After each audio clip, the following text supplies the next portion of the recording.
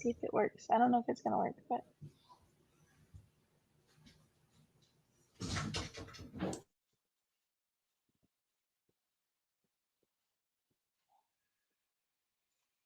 okay, we're good. All right, we're live. Hello, everybody, and welcome back to the She Invest podcast with your host. I'm Allie Fugit, and I'm your co-host, Carrie Douglas. And this is She Invest. So we're here today with a really special podcast. Someone from a group that we are in, and she has an amazing journey that we want to share with you guys. We're super excited to hear about her story because we don't even know all the ins and outs. And I have lots of questions for her. I'm secretly very invested in this myself here. So without any further ado, Carrie's going to introduce her and we'll bring her on. Yeah, she has quite the bio. Jayla brings over 20 years of experience in entrepreneurship, marketing, operations, and sales. She started her career working with global iconic lifestyle brands like Diesel and Burton Snowboards.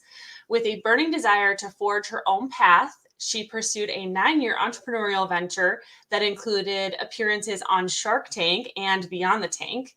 Burnt out from grinding in the consumer products world, she took some time off to start a family and eventually found that investing in real estate was the path she needed to live a life she loved. Jayla now invests in short-term rentals, co-hosts over 20 properties, and has the much desired flexibility and resources to spend time with her family. That sounds like a dream. And I would love to talk more about that with you, Jayla. Welcome. Hi, welcome, Jayla. Good to be here. Thank you. So excited to have you. And to join you, ladies. I love this. Yeah. So Jayla, why don't you start off by telling us what pushed you to join in on this real estate investing, and what's your drive? Well, it's funny. My parents always invested in real estate, so it wasn't. I think looking back, that was familiar. In my early 20s, I house hacked a triplex. I kind of bought one unit, renovated the others, moved into one, did that whole thing.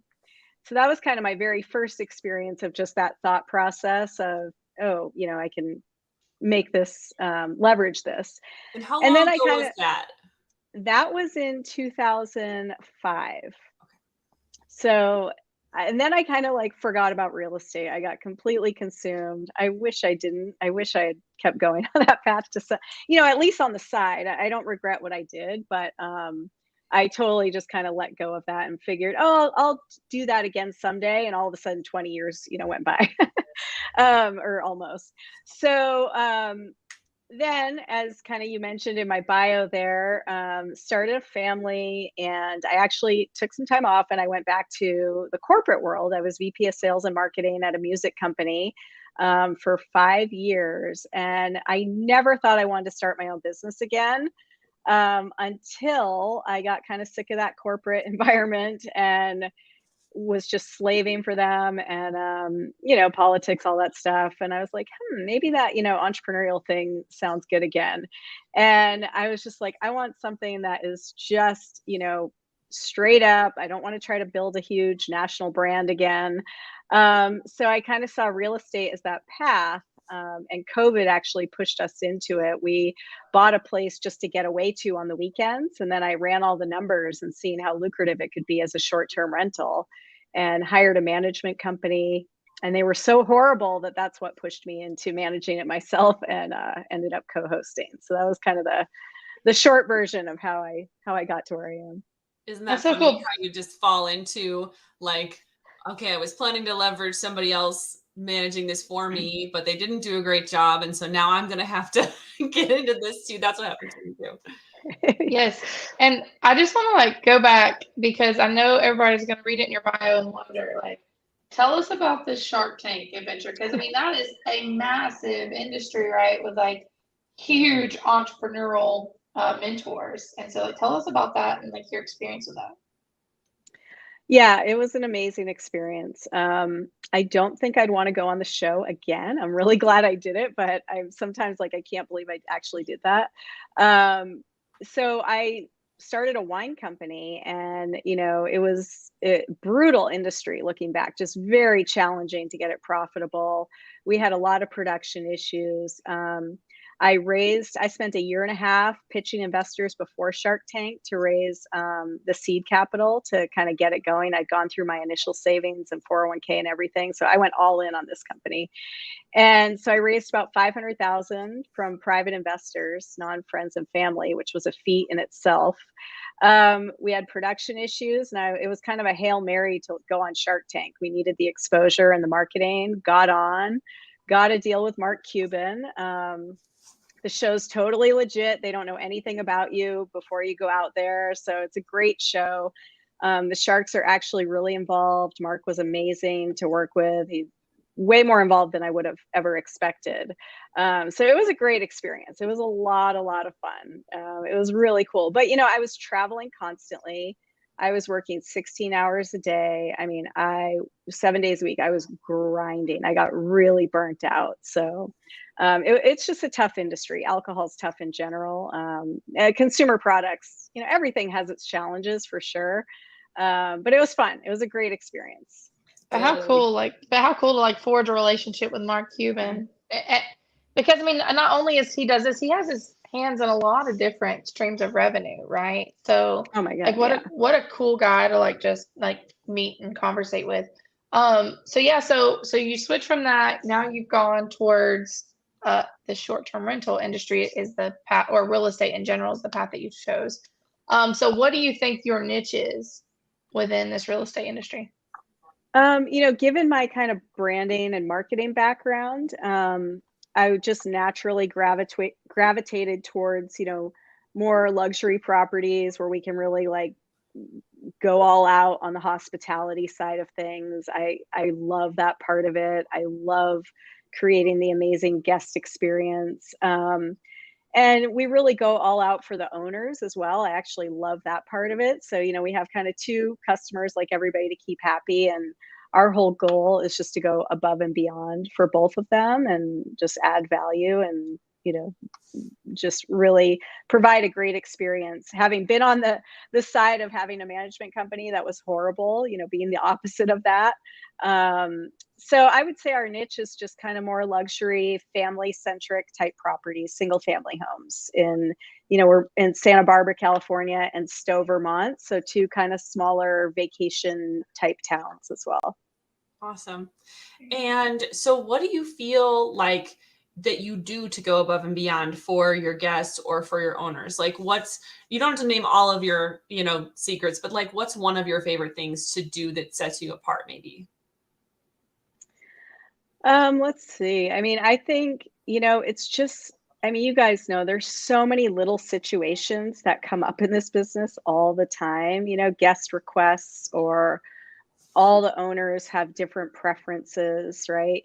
And so our goal, instead of kind of, growing to be co-hosting hundreds of properties, I want to keep it boutique where we can continue to cater to all the little requests, for owners and for guests. And then, one thing, we stock our properties with all kinds of, extras. We do pancake mix and maple syrup and coffee and an awesome welcome basket. Sometimes we'll do a cheese plate in the fridge, so we, again, just little surprises and stuff like that for people. Awesome. That's really cool. Having that agility to be able to say yes.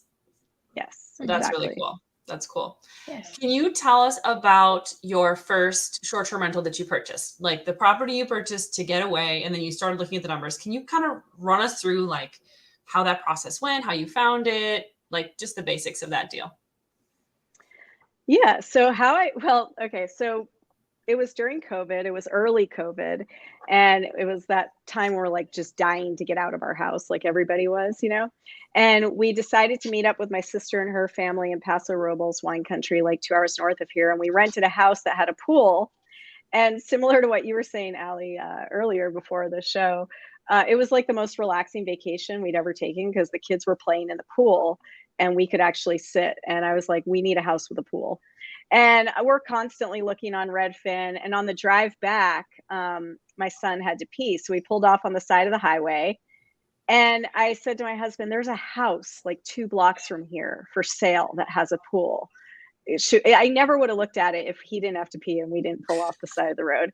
So we went over, we drove around, we looked at it, and I went home. We were like, this place is really cool. Went home, looked at it, and we put an offer in 3 days later. And basically, the way, we knew we could at least afford it if we had to, just to use it.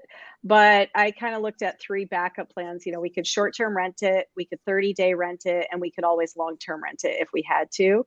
So I knew the numbers worked kind of for those 3 scenarios, which was great. And so for the first year, we ended up using it a lot and having the management company.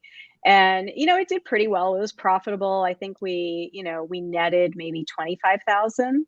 And then when we took it over and actually did the marketing right and all of that, we netted 150,000 the next year.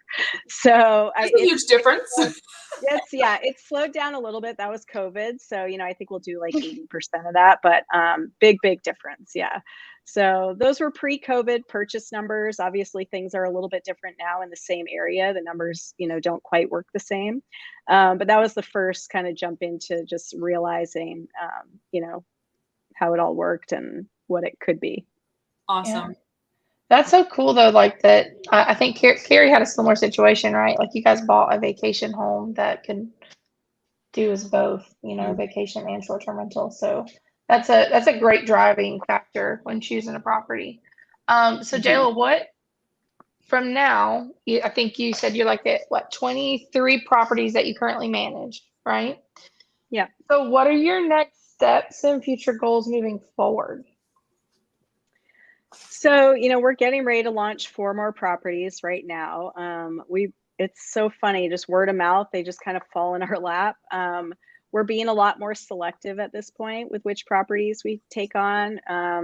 We actually dropped 3 properties in the past 6 months that were just either really high maintenance, not profitable. So, we're realizing the kind of people we want to work with, the kind of properties we want to work with, and being more selective as we grow our portfolio. So I could see us, going to 35, 40 properties and co-hosting. But I want to really get into commercial and possibly a boutique hotel, something like that, because with I'm in 2 areas where the regulations are up in the air, and we own 2 properties where the regulations are up in the air. And so, I think doing something more in the commercial space could just help kind of offset that or mitigate the risk of what we currently have. So that's kind of the goal in the next year. And then we're currently renovating a property that my biggest immediate goal is getting this place dialed in. So that's your property goal. Yeah. What'd you say? Tell us about the property you're at now. What are you doing with it? Oh God. So this one is in Santa Barbara.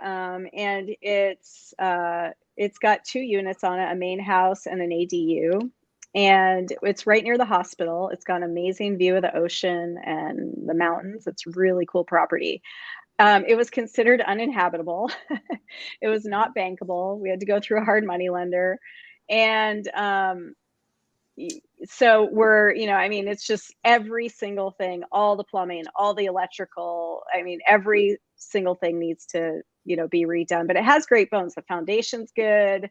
There's no termite damage. It was built in the 40s. So it has a lot of positives, but it's the biggest renovation project that we've taken on. Most of the other ones were more just kind of a lot of cosmetic stuff. And this one's just kind of a much bigger project, but it's going to be amazing in the end. So it'll be fun. That's Awesome. That's awesome. I can relate to that so much because that's exactly what we go for, is the ones that are like falling apart and caving in and there's trash everywhere. And we're just going to come in and somehow make it livable again. So, but it's fun. It's a lot. But that transformation is so satisfying.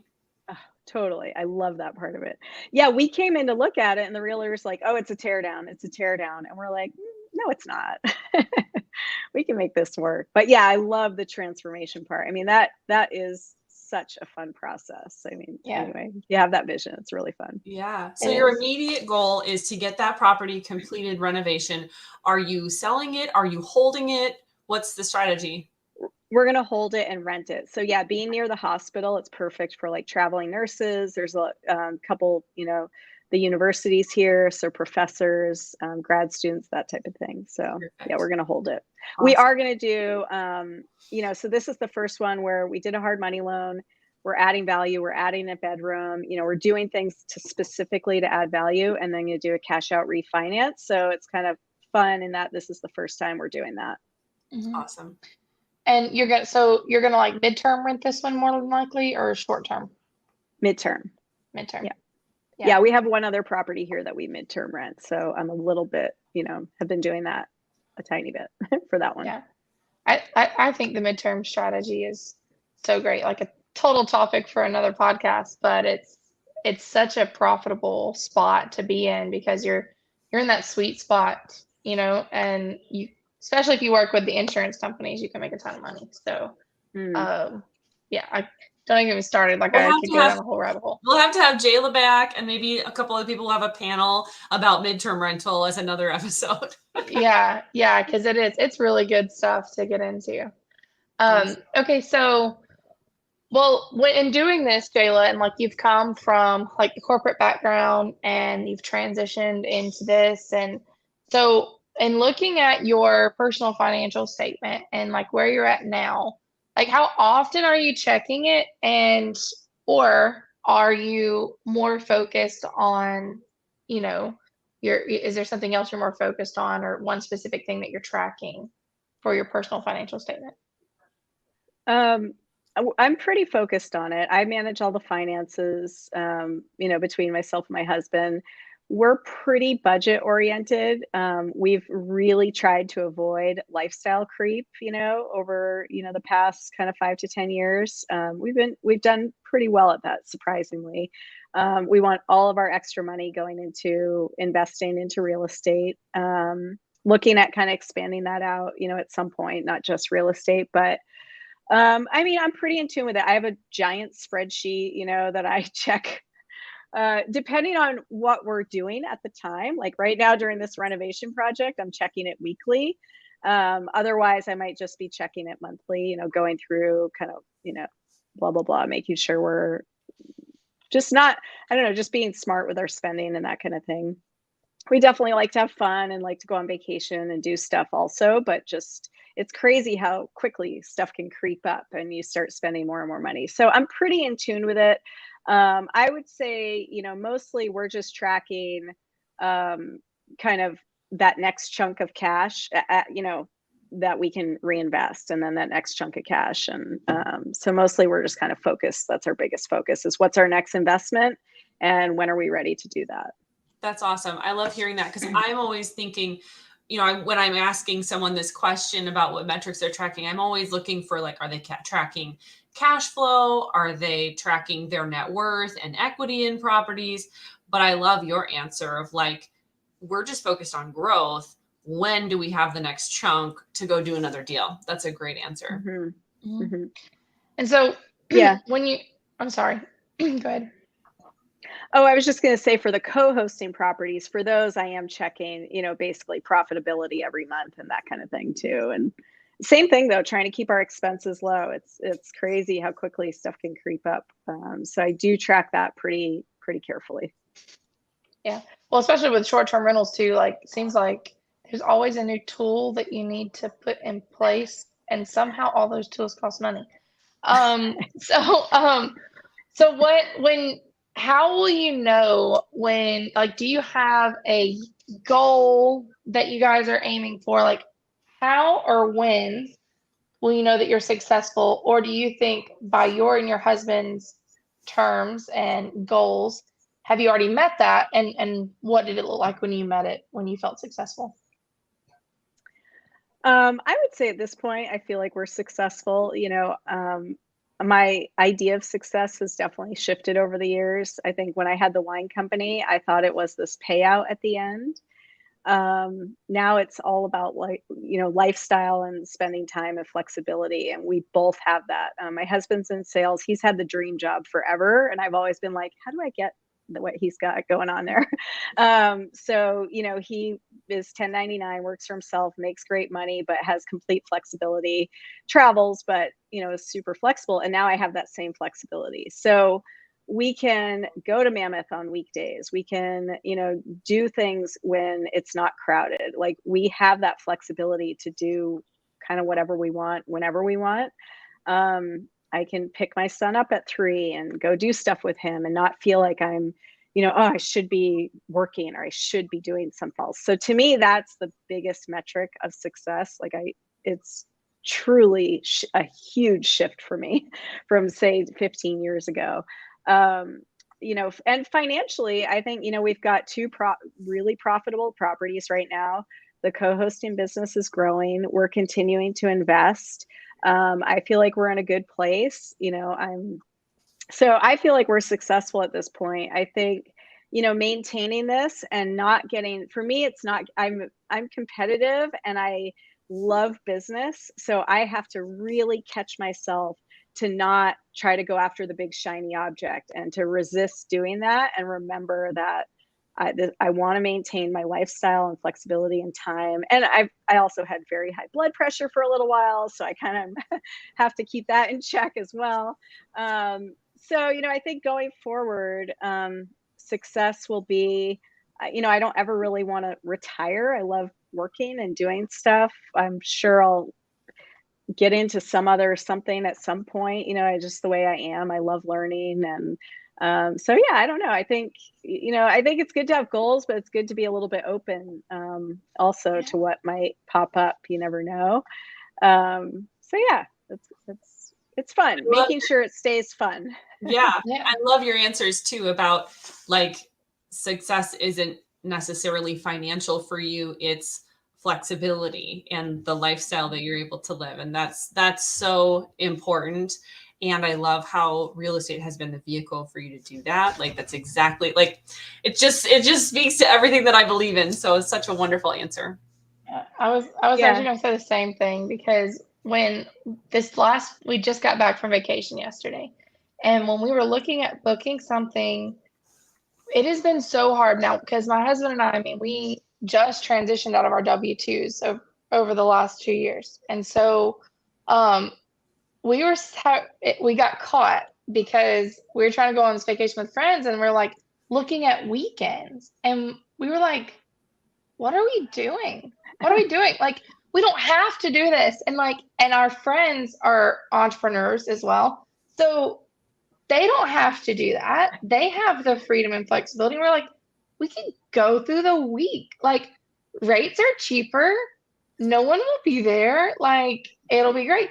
And it worked out really well. But like, breaking that glass and that mentality to, get there, it was freeing is what it was. That I think was another little box, that we are measuring on our success ride, because to be able to have that freedom to go on a vacation through the week we never had that before, to just pick up and go.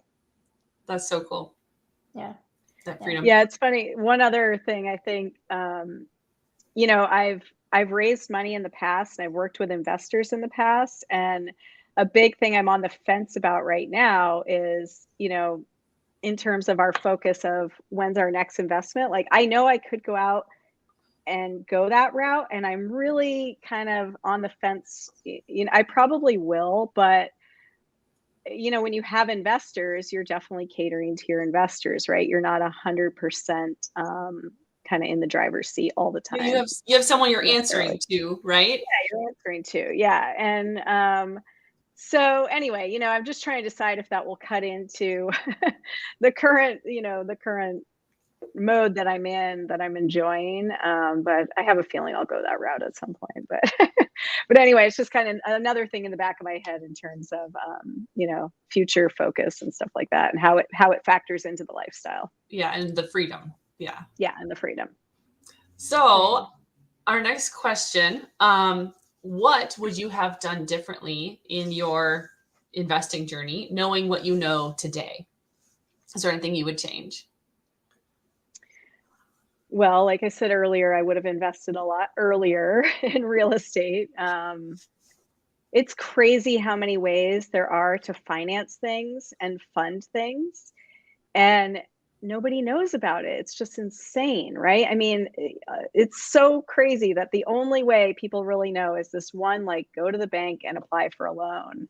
And that, I believe, gets in the way of people investing earlier in real estate. And it's really, I just don't understand it. It's crazy. So I think if I could have done one thing differently, it just would have been to understand what the options are for getting into real estate a lot earlier, and not being, held back by that idea that there's only one way to finance a property or land or whatever it is. So I think that's kind of the biggest thing, is just, as much as, oh my God, I've spent so much money on education, way too much money on an MBA, and didn't learn that one thing that would have been so insanely helpful, 10, 15 years ago, where I could have been investing in real estate on the side. So I think getting into it a lot earlier is definitely something I would have done differently, which I know is kind of a common theme among people. The other thing on the co-hosting side was just being more selective. We got into really growing really fast, and just like, sure, we'll do that one. Anything that fell in our lap, we were taking.